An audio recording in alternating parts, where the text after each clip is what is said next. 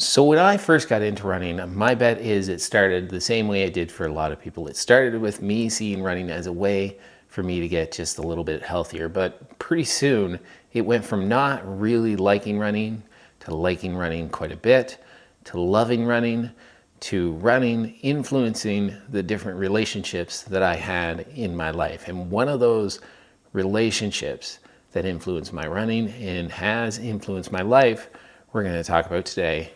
And that's my relationship with Strava.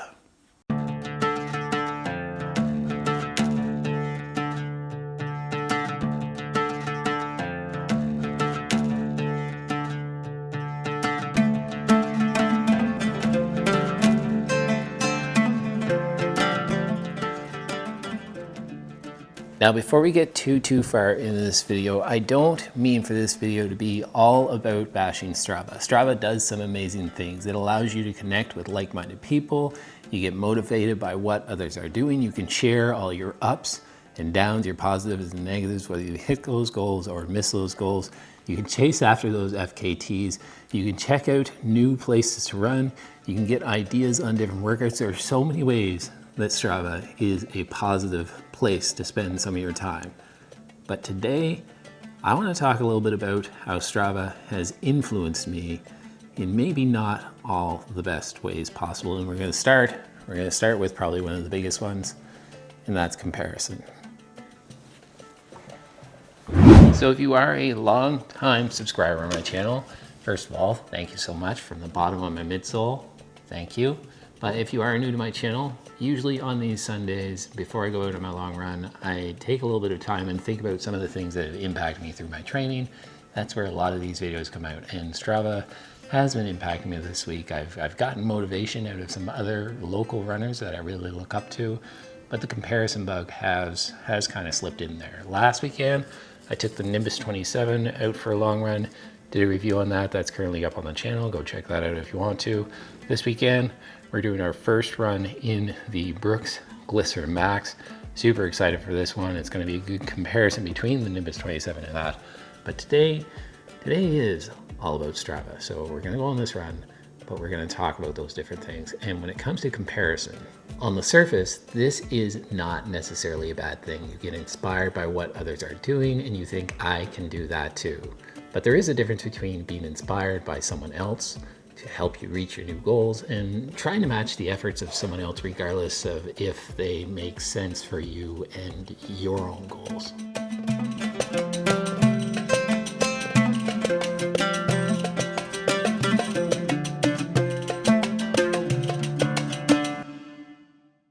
As I think I mentioned earlier, comparison was one of the reasons why I actually wanted to make this video. I have talked in a couple of previous videos about a couple of friends that have gone on long runs with, and they really helped me get and keep motivated. Right now, my favorite run of the week is always my long run.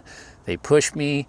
I always feel way better after that run than I did when I started, but they're both a very different place in their training. Their mileage is way higher than mine. Strava has me wanting to play a little catch up, increase my mileage way too fast, disregard that my situation outside of running may be pretty different and that we are at different points in our running journey. No one needs to know my mileage, but Strava knows.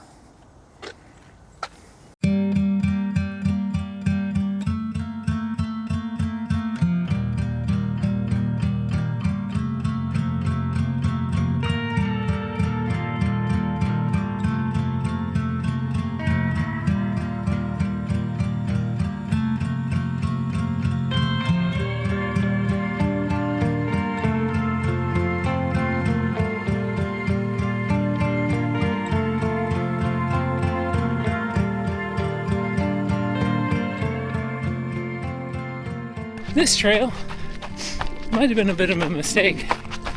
The early overreaction, I think that comes from Joanna of the Glycerin Max. This shoe is incredibly comfortable in handling all this ice surprisingly well.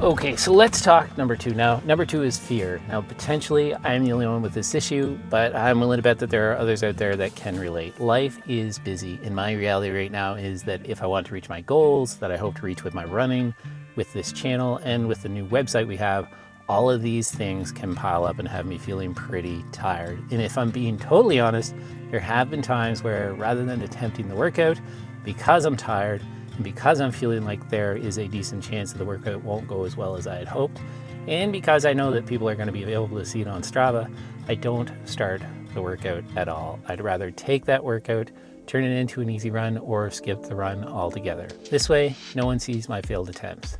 Now, of course, I have to say, if you are just truly tired and your body is sending you signals to skip the workout, it probably makes sense. But the reality is, A, most people are not paying close enough attention to care, and B, why care about what others think anyway? Oh, and one more thing I should say before I get back out on the run, and this is probably going to irritate a couple of people. I swung by to grab a drink, take this clip before it got a little bit too dark, and I paused my watch mid-run, but we're going to head right back out. So don't judge me too badly for that, but follow me on Strava. Follow me on Strava. All right, got to finish up this run. We're only 10K in. I've got another 20 kilometers to go, maybe.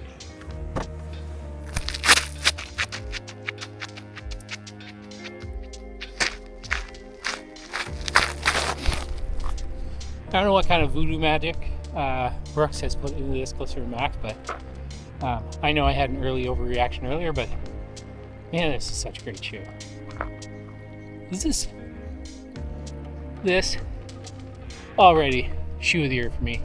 No, too early. We're only January, but I'm getting pretty excited.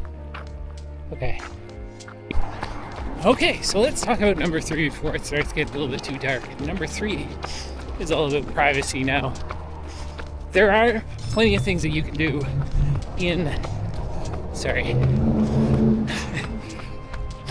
kilometer 13, give me an update on the headphones, but there are a number of different things that you can do in Strava to hide where you're running, when you're running.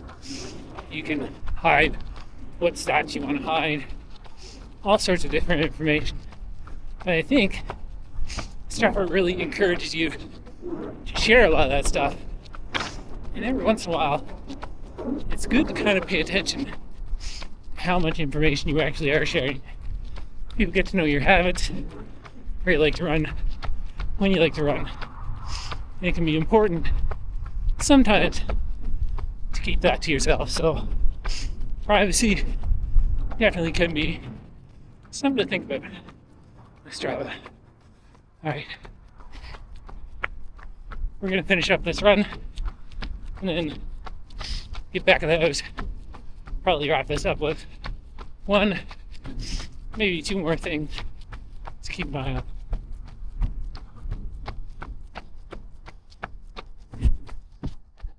Okay, so welcome back. First things first, no, this is not a coffee late in the evening. It's actually the next morning. Last night I got home, did some video editing, and it didn't feel like actually finishing up this video. The run, by the way, ended up being 25 kilometers. At that point, it started to get dark. Wanted to get home to the family, wanted to get home to supper, so I just called it there, which was fine. Great run. Shoe worked great. Review coming on that shoe, the Glycerin Max, really soon. Other things, Monday morning, snow day for me. It's snowing a little bit too hard outside. They decided to close the schools, and this shirt was a shirt that my kids gave me, and it says, "This is my good side." And I've got somebody that I work with at school. He's in grade 4. He's a huge Star Wars fan, and one of the things that I don't talk about much on my channel, partially because I don't think I can share that much, is that I'm actually a resource teacher when I say that I'm a teacher. And one of the kids in grade 4, being a big Star Wars fan, I was going to be meeting with him to talk about emotions and how they're expressed. So I thought this would be a fun shirt to wear. So maybe another time. But for now, before we wrap up this video, there is one more thing that I thought you might want to consider when it comes to Strava and the amount of time that we spend on that app. And that last thing is actually distraction. And I think this one can apply to more than just Strava, any social media app out there. That's right, I am putting Strava in the social media sphere. And if you are following my journey closely enough, you might notice that sometimes I'm posting a little bit less on YouTube or Instagram, and my Strava account keeps updating with my runs, but I'm not really adding any pictures, changing titles of workouts, or leaving any notes. And it really comes down to, on occasion, taking some time to ground myself. When someone outside the endurance space, outside of Strava space, asks me what Strava is, my usual answer is to think of it as Facebook for endurance athletes. Of course, I know it's more than that, but the reason why for me this is an important distinction is I can spend just as much time doom scrolling and getting lost in Strava world as I can on any other social media app. It can be really telling when so many of us talk about needing more time, but if we track the amount of time that we spend on all the socials and disconnected from that every once in a while, we might be amazed at the time that we find. So that's it, guys. Those are 4 things that I thought Strava you might want to focus on when it comes to just being aware of, and some of the negatives that might come along with having that Strava account. If you are not following me already, if you are not subscribed, please consider subscribing. If you are currently subscribed, again, from the bottom of my midsole, thank you so much. Check out the links in the description down below. I've got links to different shoes that I've been reviewing, and I've also got a link to a new website that my family and I have put together, vmzfit.com. Go check that one out. My name is Matt. This has been What Matters to Matt, and ultimately, what matters to me most is my family. I'll see you guys in the next video.